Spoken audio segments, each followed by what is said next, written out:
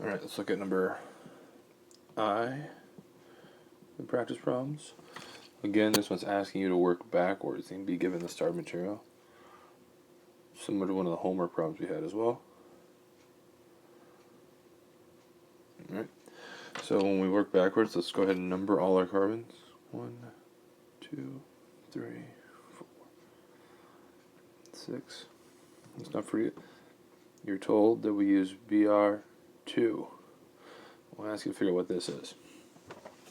First thing you're going to know is that if you have Br2, you're going to have to go through a bromonium ion intermediate, which means that this bromine had to come from a bromonium ion first, because it would be Br2, we always have bromonium ions.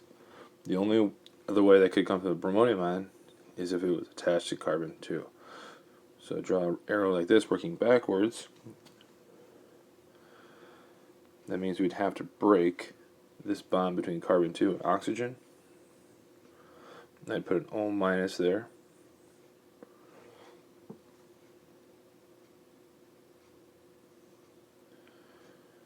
And have this be bromonium ion.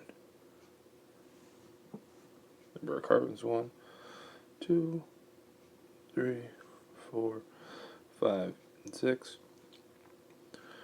And realizing bromonium ions come from alkenes.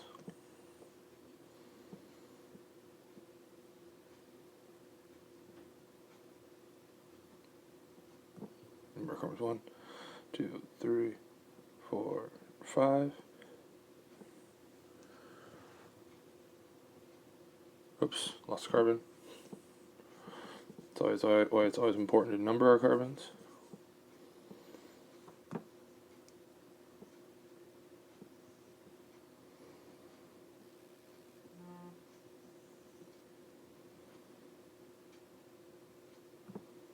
One, 2, 3, 4, 5, and 6.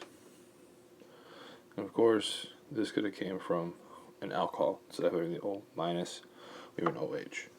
So the other byproduct here in the end is HBr. So the starting material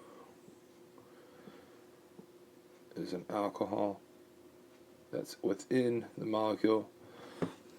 Now if you do practice, I would tell you to practice, take this, have it react with Br2 and see if you can get the same product. Alright, let's take a look at J.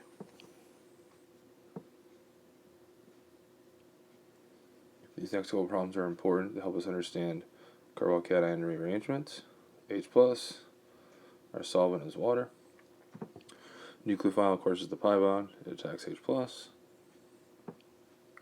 Number of carbons, 1, 2, 3, 4, and 5.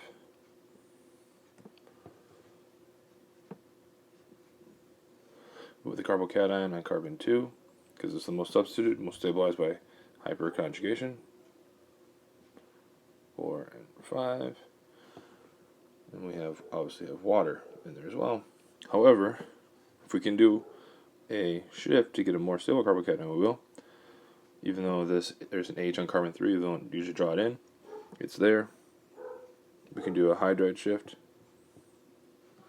and that will give us a plus charge now on carbon 3. Okay, so the carbocation's on 3, 4, 5, 2, 1. So that H goes right on carbon 3, now it's on carbon 2. And now, once we have the most stable carbocation we can form, our water can come into play and be a nucleophile.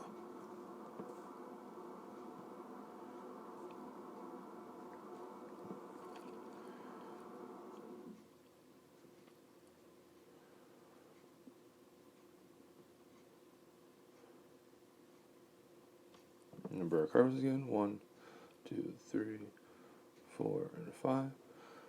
And our last step is the regeneration of the acid. So the acid was a catalyst up here. And the final step, we form an alcohol plus H+, which gets regenerated because it's a catalyst. 1, 2, 3, 4, 5. Whenever we have H+, we form carbocations. If we form carbocations, we can do rearrangements. Alright, let's take a look at K. K, same starting material as J, but this helps highlight the fact that not all reagents go through carbocations. If you don't go through a carbocation, you can't have a carbocation rearrangement. Let's see. First step, number of carbons, 1, 2, 3, 4, 5. We can draw boron.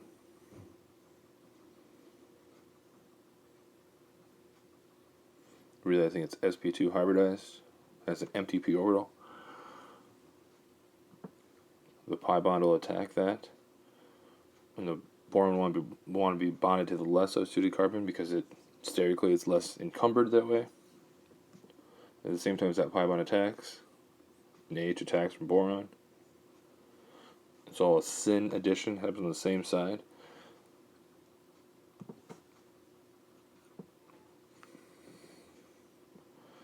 There's a new H. There's a B, H2. Number of carbons, 1, 2, 3, 4, and 5. No carbocation, no carbocation rearrangement. Step 2 was just with the OH minus and H2O2.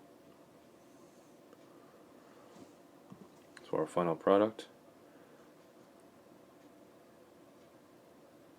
is the OH and the H. 1, 2, 3, 4, and 5. Do our final product. In cis addition, no carbocation rearrangements.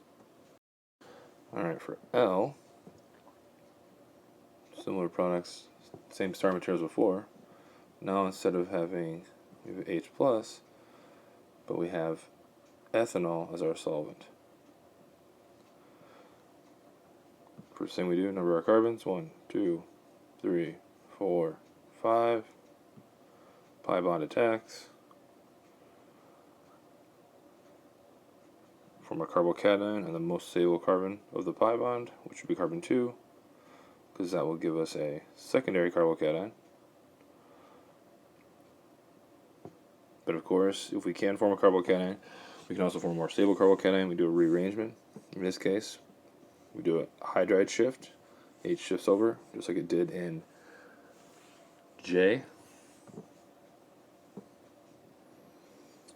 Number of carbons, 1, 2, 3, 4, and 5. The plus charge is now at carbon 3 after our hydrogen shifted. Now in this case, the ethanol comes into play. The lone pair in the ethanol will attack. Be careful. When you have alcohol as a solvent, you end up with ether products. No bond is broken here. You're just making a bond. So O still bond to H, and still bond to these two carbons.